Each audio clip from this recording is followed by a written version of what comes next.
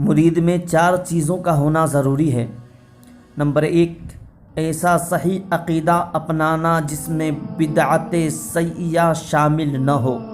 Number 2، ایسی سچی توبہ کرنا کہ پھر گناہوں کی طرف نہ پلٹے۔ نمبر 3، جو ناراض ہیں انہیں راضی رکھنا تاکہ اس پر کسی کا کوئی حق باقی نہ رہے۔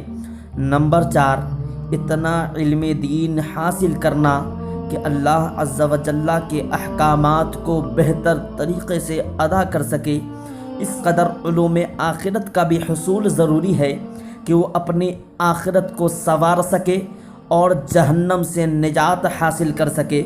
حضرت سیدنا شیخ شبلی علی رحمت و رضوان نے ارشاد فرمایا کہ میں 400 علماء کرام کی خدمت میں رہ کر 4000 احادیث مبارکہ پڑھیں اور پھر ان میں سے صرف ایک حدیث شریف کو منتخب کیا، اور جب اس پر غور و فکر کیا تو پتہ چلا کہ اگر اس پر کوئی عمل کر لے تو وہ جہنم سے نجات اور جنت میں داخل ہو جائے گا، اور وہ صرف عبادت اللہ تبارک و تعالیٰ کے لیے ہے۔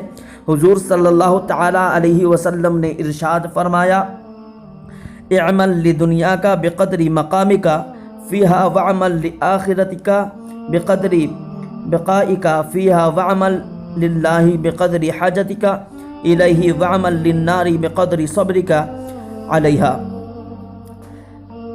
ترجمہ، جتنا دنیا میں رہنا ہے اتنا دنیا کے لیے، اور جتنا عرصہ آخرت میں رہنا ہے اتنا آخرت کے لیے عمل کرو، اور اللہ عز و جل کے لیے عمل کر جتنا کہ تو اس کا محتاج ہے، اور دوزخ کی آگ کے لیے اتنا عمل کر جتنا تو برداشت کر سکے۔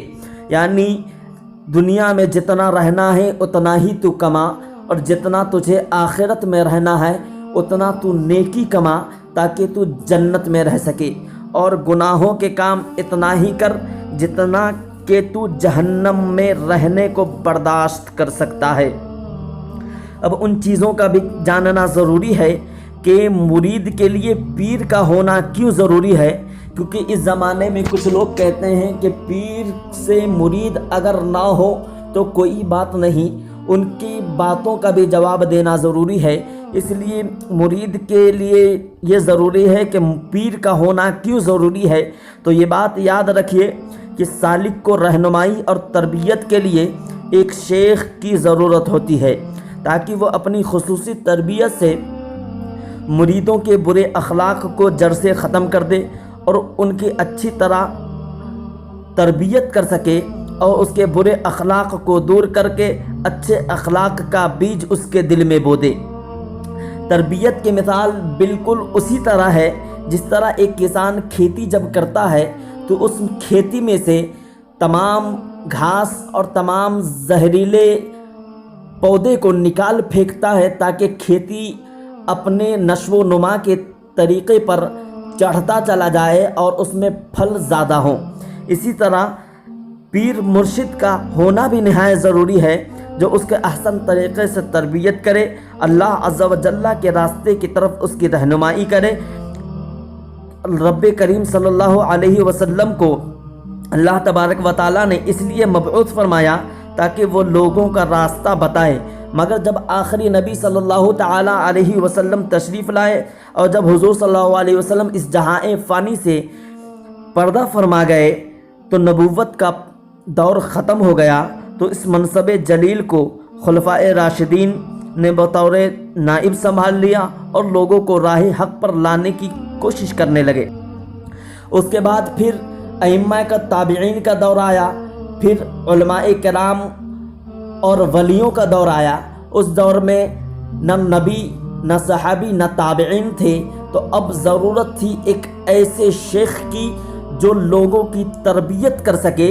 تو حضور صلی اللہ تعالیٰ علیہ وسلم کے طریقے پر علماء کرام نے اب بطور نائب اس چیز کو سنبھالا اور لوگوں کے دلوں سے برائیوں کو ختم کرنے کا طریقہ اپنایا، اور پھر لوگوں کو اچھی تربیت کے ذریعے اخلاق مند بنانے لگے، اور اخلاق مند بنانے کے بعد پھر اس کو اچھے پیر کی طرف نسبت کرانے لگے، تاکہ وہ پیر کی تربیت سے وہ صحیح اور سالک مرید بن جائے، تاکہ وہ حضور صلی اللہ تعالیٰ علیہ وسلم اور اللہ تبارک و تعالیٰ کے احکامات پر صحیح سے چل سکے۔ یاد رہے کہ حضور نبی صلی اللہ تعالیٰ علیہ وسلم کا نائب ہونے کے لیے پیر کامل کا عامل ہونا شرط ہے، لیکن اس بات کا بھی خیال رہے کہ ہر عالم حضور صلی اللہ تعالیٰ علیہ وسلم کا نائب نہیں ہو سکتا۔ اب آپ کو پیر کے اندر 4 شرائط کا ہونا ضروری ہے۔ ان شرائط کو سنیے کہ پہلا کہ مرشد کا سلسلہ باتصال صحیح، یعنی درست واسطوں کے ساتھ تعلق حضور صلی اللہ تعالیٰ علیہ وسلم تک پہنچتا ہو، بیچ میں کوئی ایسا شخص شامل نہ ہو جو حضور کی طرف پہنچنے سے اس شخص کو منقطع کر دے۔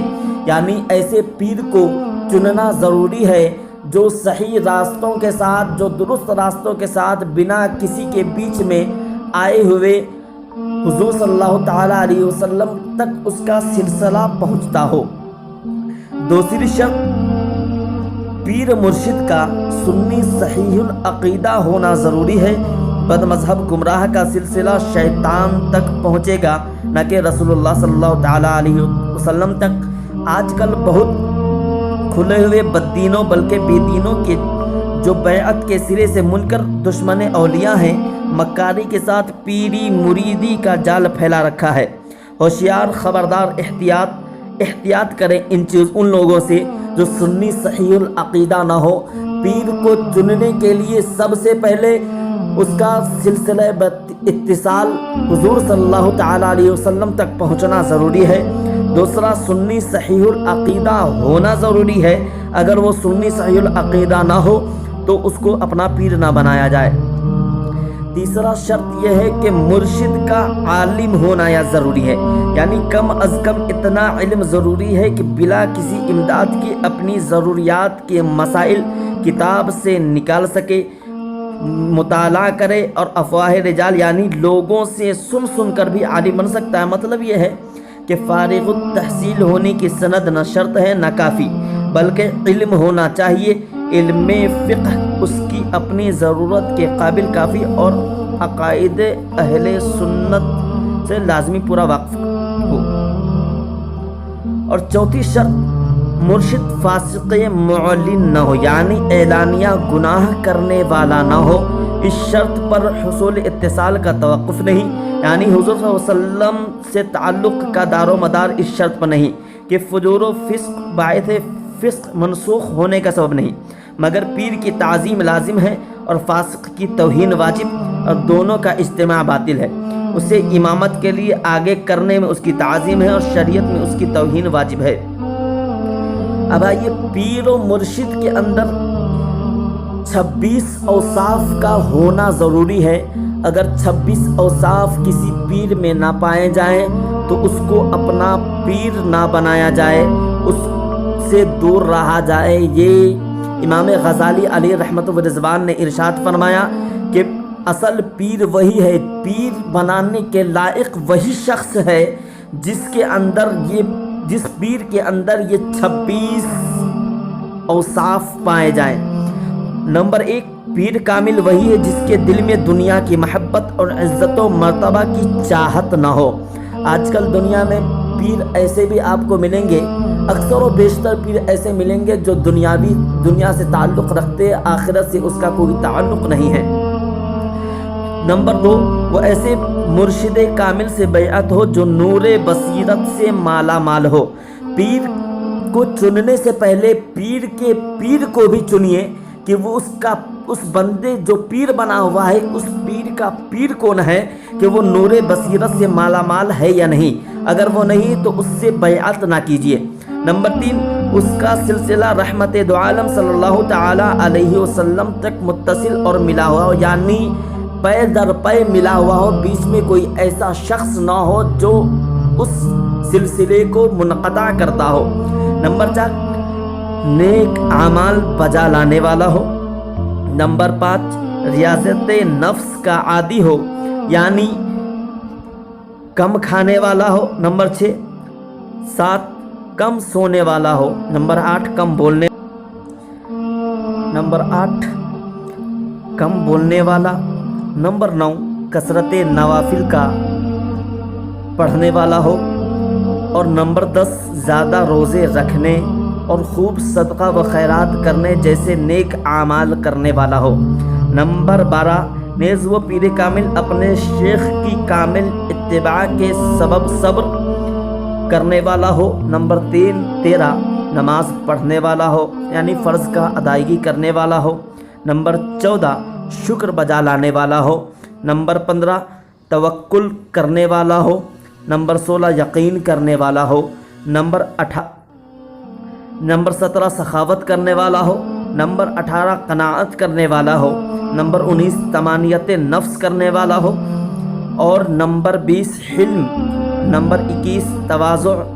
नंबर 22 इल्म। नंबर 23 सिद्क़। नंबर 24 वफ़ा। नंबर 25 हया। और नंबर 26 वक़ार व सुकून जैसे पीदा औसाफ का पैकर हो। जो पीर कामिल इन औसाफ से मुत्तसिफ वो हुज़ूर शाफ़िई यौमिन नुशूर सल्लल्लाहु तआला अलैहि वसल्लम की अनवार मुबारका में से एक नूर बन जाता है और वो इस काबिल हो जाता है कि उसकी इक़्तिदा की जाए। ऐसे पीरो मुर्शिद का मिलना बहुत ही मुश्किल है, लेकिन नामुमकिन नहीं। अगर आप ढूंढें तो इंशाअल्लाह ऐसा पीर ज़रूर मिलेगा। और इस ज़माने में भी ऐसे पीरो मुर्शिद अभी भी मौजूद है, बस ज़रूरत है ढूंढने की। ढोंगी पीरों से बचें और सही पीरों का चयन करें ताकि आपकी दुनिया और आखिरत दोनों संवर सके। ढोंगी पीरों से महफूज रहें जिसमें इन औसाफ ना मिले। उन पीरों को अपना पीर ना बनाएं, बल्कि उनसे दूर रहने में आखिरत और दुनिया दोनों की भलाई है।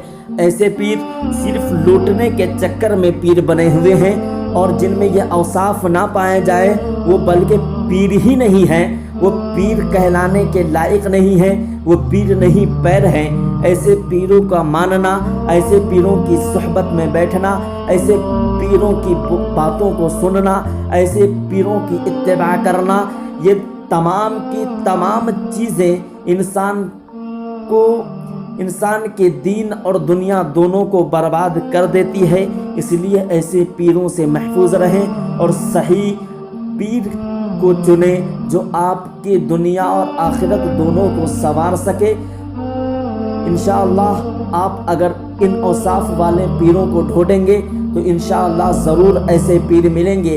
हमारे पीर व मुर्शिद हुजूर ताजुश शरिया अलैहि रहमत व रिज़वान को जब मैंने देखा 8 साल की उम्र में ही मैं बेंगलोर की सरजमी पर हज़रत से मुरीद हो गया। हज़रत के चेहरे को देखकर मैं मुरीद हो गया। मुझे उस वक्त इन औसाफ का पता नहीं था, लेकिन एक बात याद रखिए, पीरों आलिमों का कहना है, बड़े बुजुर्गों का कहना है कि पीर ऐसा हो कि जब उस पीर के चेहरे को कोई देखे तो अल्लाह और उसका रसूल याद आ जाए। और आजकल के पीरों को जो देखा जाता है तो अल्लाह और रसूल की बात तो दूर, किसी इंसान की भी याद नहीं आती है। वो अपनी ज़ुबान से बस अपनी तारीफ़ और अपने जेब भरने के चक्कर में रहते हैं। इसलिए ऐसे पीरों से दूर रहें और सही पीरों को चुने ताकि वो आपकी दुनिया और आखिरत दोनों को संवार सके। इंशाअल्लाह तबारक व तआला अगले ऑडियो में इंशाअल्लाह तबारक व तआला आपको ये बताया जाएगा कि पीरो मुर्शिद का एहतराम कैसे किया जाए और कितना एहतराम करना ज़रूरी है ताकि आप लोगों को फ़ायदा हो। और हमारे चैनल को सब्सक्राइब कीजिए और लाइक कीजिए ताकि आप लोगों को नोटिफिकेशन पहुंचता रहे और आप लोगों को फ़ायदा होता रहे। इल्मी माहौल में आप लोग पहुंचते रहें और इल्म की फैज़याब से आप लोग मालामाल होते रहें। अस्सलामु अलैकुम व रहमतुल्लाहि व बरकातुहू।